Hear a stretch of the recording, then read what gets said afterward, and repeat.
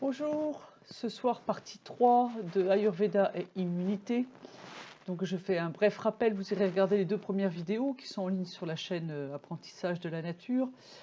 Pour maintenir son immunité, il y a 2 possibilités, enfin 2 solutions majeures qui sont l'alimentation et la pratique d'une discipline quotidienne.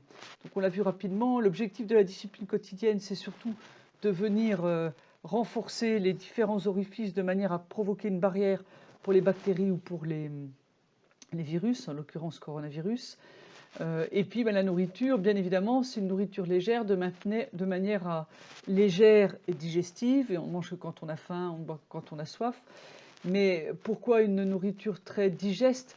Pour maintenir Agni. Agni, ça correspond plus ou moins en médecine chinoise au Qi. C'est le feu de la digestion, Agni.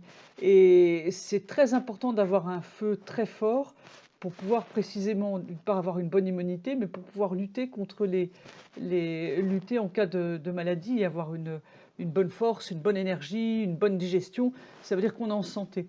Donc tout sera fait dans l'alimentation et dans vos repas pour maintenir et entretenir ce feu.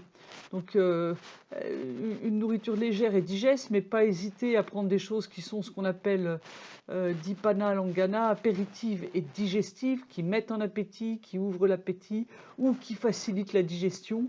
Hein, donc typiquement des graines de cumin, le fenouil, le céleri, l'ache, enfin, voilà, des plantes comme ça chez nous, mais ne pas hésiter à faire ça pour vraiment entretenir son feu. Donc ça, c'était pour Agni.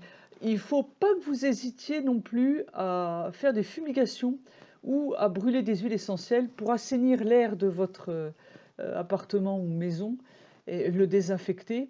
Donc si vous venez avec des huiles essentielles, là je sors un peu de l'Ayurveda, mais si vous venez avec les huiles essentielles, vous allez privilégier des huiles essentielles qui sont des antibactériennes, enfin des désinfectantes de l'air. Et c'est toutes les huiles qui viennent avec les pins, les sapins, cyprès, genévrier, voilà, c'est toute cette famille d'huiles essentielles. Les sapins baumiers, puis c'est à Biès le, le pin, Pinus sylvestris, pas toutes les pins, sapins. Voilà, je me répète, mais c'est vraiment toutes ces huiles-là. L'eucalyptus, je les ai oubliés, mais l'eucalyptus radiata et l'eucalyptus globulus aussi sont des très bons antibactériens aériens. Donc vous pouvez les faire brûler dans votre pièce. Sinon, vous pouvez aussi prendre des plantes sèches. Donc en Ayurveda, ils vont prendre du tulsi. Ici, on pourrait prendre des sauges, de la sauge séchée. On pourrait prendre du laurier. Ce serait un très bon aussi désinfectant. Donc n'hésitez pas à purifier l'air intérieur de vos maisons. On va parler un peu maintenant de ce que vous pouvez prendre si vous sentez que vous êtes un peu dans la congestion. En termes de prévention, d'Ayurveda, ils vont demander, on va prendre tous les matins à 10 heures Shunti. Shunti, c'est le gingembre sous forme de poudre, donc c'est la racine séchée en poudre. Et j'ai dit, je crois, dans la première vidéo, les propriétés du gingembre frais ne sont pas tout à fait les mêmes que les propriétés du gingembre en poudre. Donc là, en l'occurrence, ils vont vraiment privilégier Shunti et non pas Ardaka. Shunti, c'est le gingembre sec en poudre. Donc à 10 heures du matin, si vous pouvez vous prendre une bonne cuillère à café, soit dans un jus de citron tiède ou soit dans un verre d'eau tiède ou chaude, voilà, ça va travailler sur les 3 doshas, donc les 3 énergies, et ça va vraiment booster l'immunité. Donc c'est bien de prendre ça le matin pour l'avoir pour toute la journée.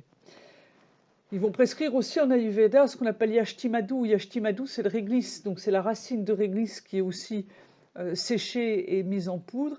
L'intérêt de Yashtimadu, c'est que elle travaille sur ce qu'on appelle les kapha, vitiation of kapha, un des 3 doshas qui est en excès.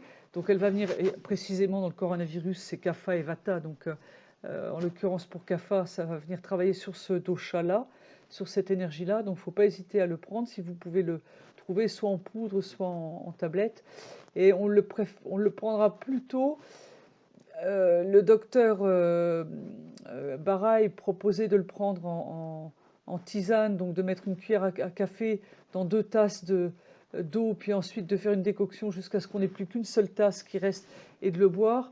On peut aussi le prendre avec du miel ou avec du ghee. la poudre mélangée avec du miel et avec du ghee. Et auquel cas, ça va donner un très très bon, ce qu'on appelle rasayana, donc régénérant. Ça amène la vitalité, donc c'est hyper important. Ça revitalise, ça amène de l'énergie, de la force. Donc Yashtimadou, c'est le réglisse, c'est une plante qui est tout à fait intéressante.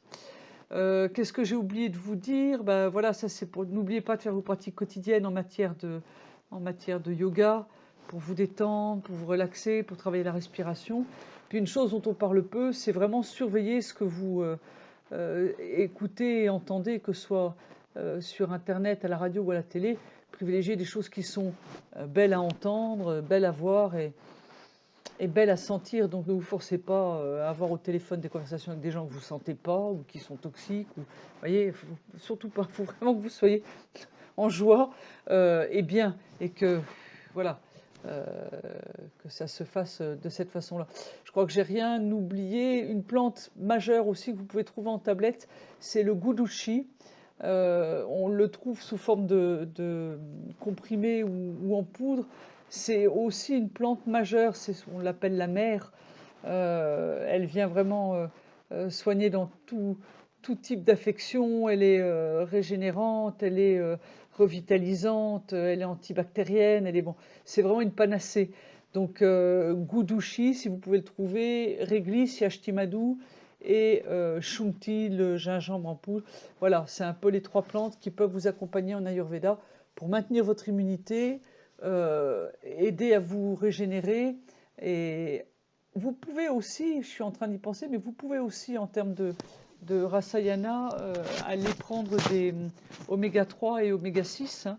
Tout ce qui est antioxydant, la vitamine C, tout ce qui est euh, antiradicaux libres, oméga 3, oméga 6, ça va vraiment vous aider en cas de baisse de l'immunité ou en cas de maladie. Donc voilà, c'est un peu tous les compléments qui viennent autour de ce que fait l'Ayurveda et pour maintenir l'immunité et pour maintenir Agni, le feu de la digestion, qui correspond vraiment au Chi. À tout bientôt avec apprentissage de la nature et n'hésitez pas en cas de besoin, il y a les mails, il y a les fiches de contact sur le site, tout est possible.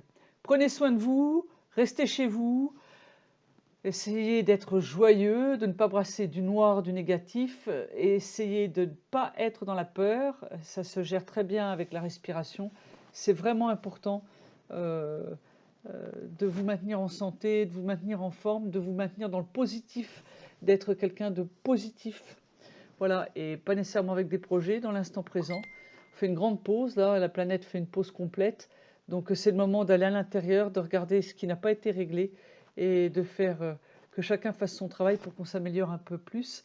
Par exemple, d'ici fin avril, si on a 10% de plus dans tout ce qu'on fait, waouh, dans la santé, dans nos activités, dans la cuisine, que c'est meilleur ce qu'on cuisine, dans notre profession, si on a encore une activité professionnelle, c'est fait pour ça. À tout bientôt avec l'apprentissage de la nature. Au revoir.